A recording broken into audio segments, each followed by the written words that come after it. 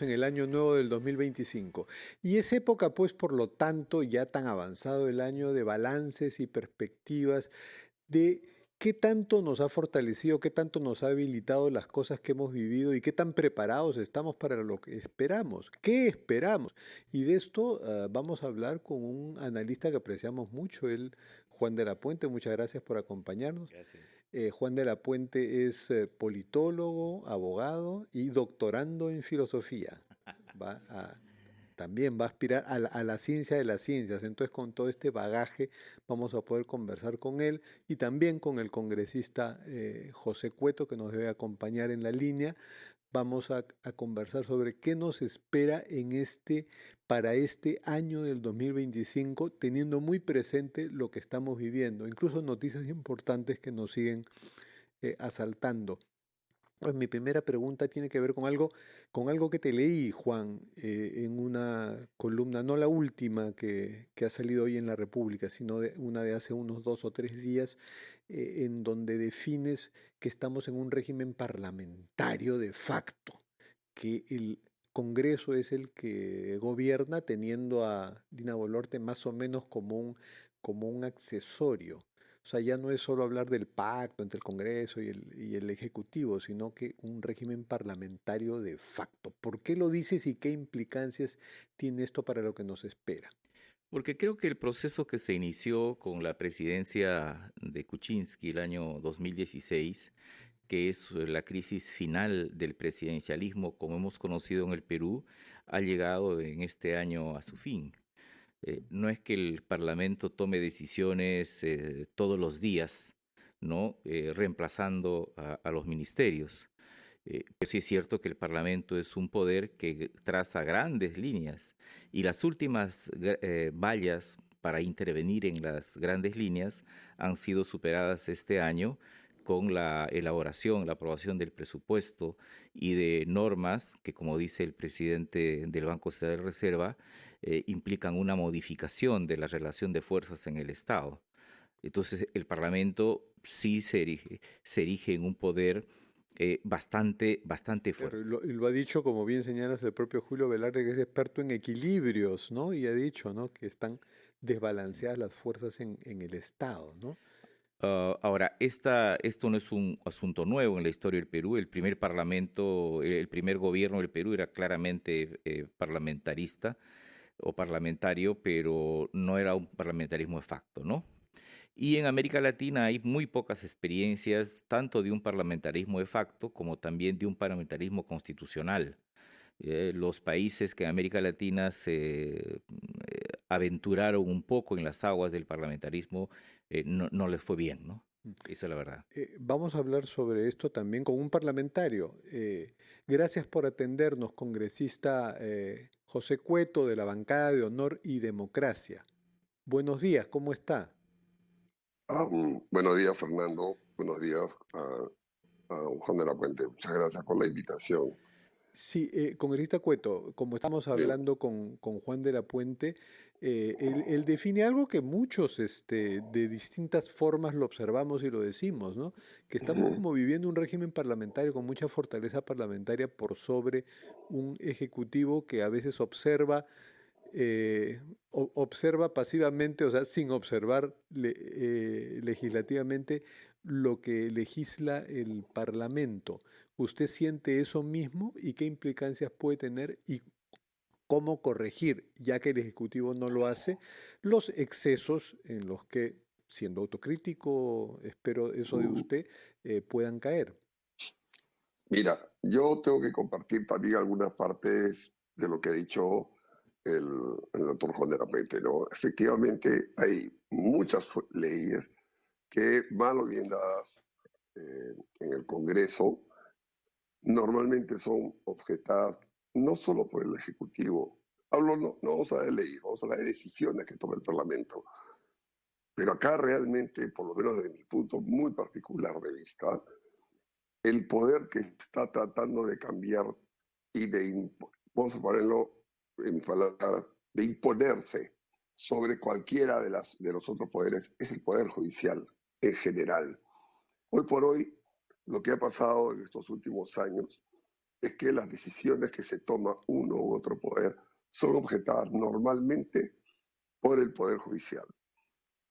Hay un desbalance, y en eso comparto lo que dice el doctor de la Puente, ¿no?, entre los tres poderes. Se supone de que debería haber una separación de poderes donde lo que dice el Ejecutivo normalmente, ¿no?, tiene un peso lo que dice el Legislativo y el Poder Judicial. Pero acá hemos visto durante estos últimos tiempos que lo que hace particularmente el Legislativo, les guste o no les guste, son objetados por el Poder Judicial, básicamente, ¿no? Hemos visto una infinidad de casos, desde inhabilitaciones que son ni siquiera por el alto mando, por decirlo así, del Poder Judicial, sino por niveles de segundo o tercer nivel, ¿no?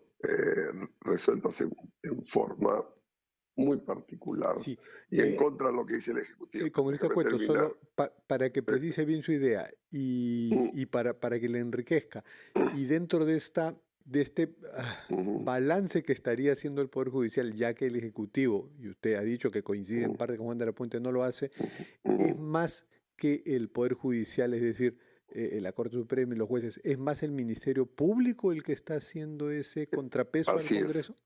es, así es. No es que esté haciendo un contrapeso, está fungiéndose como un poder aparentemente y muchas veces en contra de lo que dice uno u otro poder, llámese ejecutivo o legislativo. Y el que dirige todas estas cosas, que debería ser el Tribunal Constitucional, también ha sido eh, objetado o por lo menos ha sido puesto de lado por algunas decisiones, ¿no?, donde ya no interesa lo que diga uno u otro poder. Y a veces TC, por ejemplo, para tratar de dirimir, a pesar de que ya han habido muchos casos donde equivocadamente, desde mi punto de vista, no se le ha hecho caso. Bueno, Donde hemos tenido un Ministerio Público que tampoco ha hecho caso de lo que diga el Ejecutivo o el Legislativo. Pero también es cierto de que nosotros, desde el Poder Legislativo, hemos tenido errores que no han sido corregidos o que cuando han sido observados simplemente nos hemos vuelto a través de la insistencia a sacarlo ya en este caso de leyes. bueno, En realidad desgraciadamente, hay un tema que, en mi opinión, estamos camino a una anarquía política. Y a mí anarquía, usted es menciona eso. una anarquía, Sí, una anarquía política donde nadie vamos a hace seguir caso de hablando con nada. usted. Queremos escuchar, a ver, ahora, ¿qué piensa Juan de la Puente? El congresista Cueto dice que en parte está de acuerdo contigo, pero que está el impacto del Poder Judicial y sobre todo el Ministerio Público que hacen ese balance de poderes a lo que tú llamas un parlamentarismo de facto. ¿Qué opinas de este nuevo ingrediente que coloca sobre la mesa el congresista Cueto? Bueno, de hecho, las últimas decisiones del Ministerio Público y la respuesta del Parlamento y la elección de la nueva presidenta del Poder Judicial plantean para el año 2025 lo que yo podría decir, quizás exagerando, la madre de todas las batallas, porque en realidad se va a producir, de hecho, con mayor fuerza que de lo que se produjo este año, una colisión entre lo que es la Administración de Justicia, básicamente el Ministerio Público Poder Judicial y el Parlamento. Esto no debería producirse porque en la lógica tradicional del equilibrio de poderes, diseñada por ejemplo por Montesquieu, la política de todos los días lo hace el Ejecutivo y el Congreso controla. Y el Poder Judicial no participa en la disputa política. Y lo que hacen los jueces al participar en el equilibrio de poderes es para entregar derechos. Pero en la crisis peruana, desde prácticamente 2017, 18, con más fuerza de 2020, los jueces han entrado a esto que se denomina forzados, a esta politización de la justicia, o el hecho de que los políticos, al no poder dirimir sus diferencias, terminan esto en la justicia. Entonces, Eso es bastante riesgoso para cualquier país porque los jueces evidentemente no han sido formados para participar en esta disputa, pero eso es lo que viene. Eso es lo que viene y tú lo has denominado la madre de todas las batallas. Y vamos a seguir hablando con Juan de la Puente y con el congresista José Cueto, luego de oír mensajes de nuestros anunciantes. Siendo las 8:16, nos vamos a un... estamos conversando, y es el último programa del año, ciertamente, como me recuerda mi productora Amelia Villanueva. Estamos conversando con Juan de la Puente, analista político, y con el congresista José Cueto de la bancada Honor y Democracia, sobre el Congreso y la importancia que ha tenido este año consolidándose como lo que llama Juan de la Puente un régimen parlamentario de facto. Idea que no le parece descabellada al congresista Cueto. Congresista, déjeme preguntarle lo siguiente, porque ya es algo que simbólicamente pesa mucho en la desaprobación que tiene no solo el Congreso, sino muchas instituciones en el país. Esta red de prostitución que a expensas o a costas del Congreso se habría descubierto, y digo se habría porque está en investigación, pero que ha involucrado nada menos que un asesinato de una ex trabajadora del Congreso que aparentemente podría haber sido un instrumento en esta red. ¿Qué lo lleva a pensar a usted? ¿Qué significado simbólico, ya lo tiene bastante para la población, tiene esto para un congresista como usted? Mira, Fernando, primero déjame aclarar un punto, ¿no? La palabra de facto, como emplea el doctor de la Puente, por lo menos en la historia siempre ha significado algo impuesto, digamos, fuera de los cauces democráticos, ¿no? Que no nos guste el Congreso, que no me gusta a mí, por ejemplo, la actuación del jurado de elecciones, que no me guste la actuación del mismo legislativo, no significa, al menos para mí, que sea de facto. Porque nos guste o no este Congreso, que puede a mí o no gustar, porque hay gente que realmente no merecería estar dentro del Congreso, fue elegido por la ciudadanía, nos guste o no nos guste. Sí, Igual que el señor Castillo, valga ¿no? su precisión y por ¿No? favor vamos al tema Sí. de la red de Ahora, prostitución. tocando el tema de la famosa red de prostitución.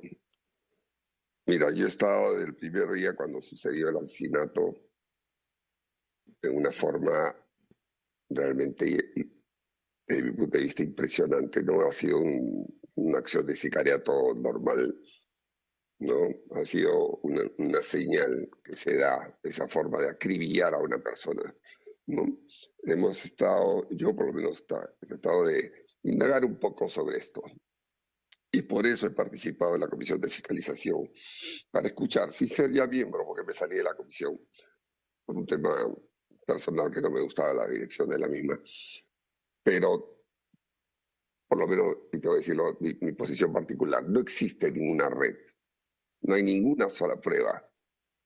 Y he escuchado todo el día en la comisión que tenía interés de escuchar al señor Torres, al oficial mayor, a la señora de Relaciones Humanas, de Recursos Humanos, perdón, del Congreso, y todos entraron con unas contradicciones, perdón, y se orientó más al tema de por qué lo contrataron, qué lo llevó, por qué está usted acá, que no sé qué, pero el tema propio de la red no han aportado nadie una sola prueba que demuestre esto. Cuando hay una red, cualquiera sea esta, y más de prostitución, tú buscas a la gente que normalmente está todo el día en el Congreso, y de una u otra manera, Fernando, tú te enteras por rumores, porque dice, mira, ha visto a fulano acá, a tal chica, y eso no existe.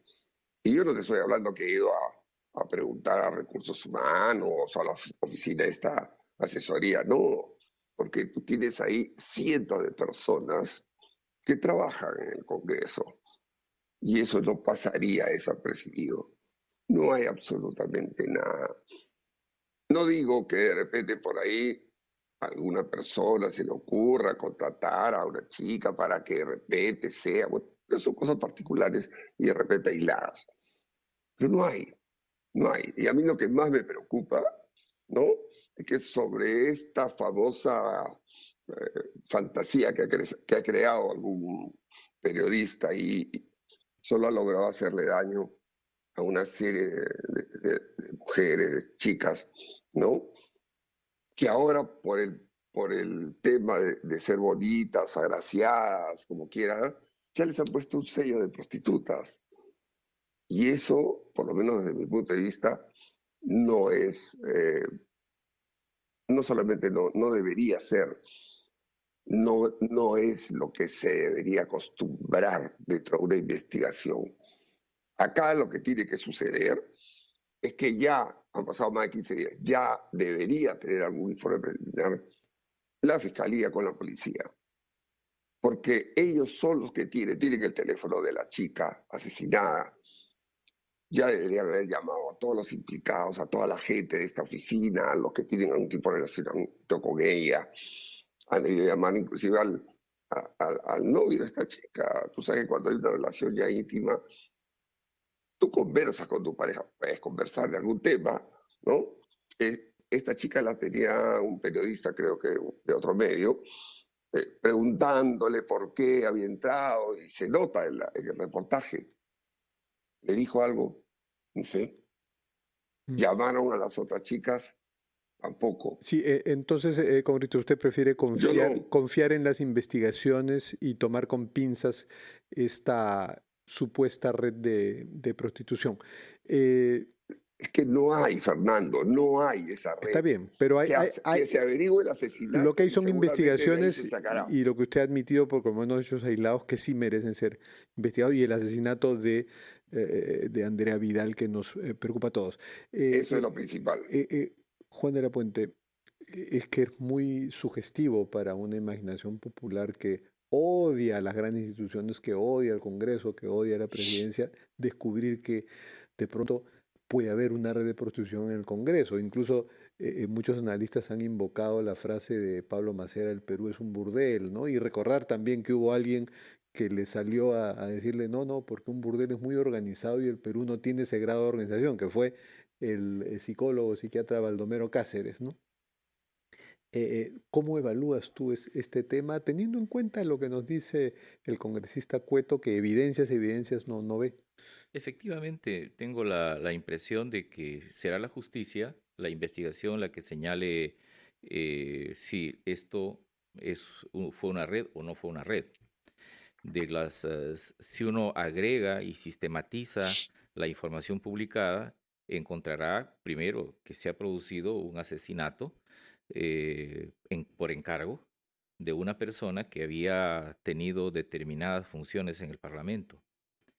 Segundo, que habían por lo menos 2 locales donde se hacían estas fiestas animadas por personas, por personal del Congreso al que iban también funcionarios administrativos, no sé si políticos o no. Luego, tercer elemento de esta conversación, de esta discusión, es que se ha producido un extraño proceso de reclutamiento de personal en esa oficina. Eso hay que investigar. Y cuarto, a mí me llama la atención que el Parlamento en otras circunstancias ya hubiese designado una comisión, pero me parece que la forma como está indagando el Congreso también me parece tiene cierta espectacularidad y quizás no ayuda. Entonces, la justicia dirá, la investigación dirá si fue red o no fue red, pero acá hay un conjunto de hechos irregulares que, aunque uno no quiera, se acoplan como los imanes. Pero fuera de esto, mi impresión es de que lo que ahora ha saltado o ha explotado es una cultura parlamentaria prebendaria. O sea, es decir, el sistema prebendario del Parlamento, que mi impresión es que se instaló más o menos el año 2014 o 15, cuando declinó la hegemonía del Partido Nacionalista en el Parlamento, ha continuado. Y en ese régimen y en ese sistema prebendario, lo que se ha hecho es rebajar la meritocracia.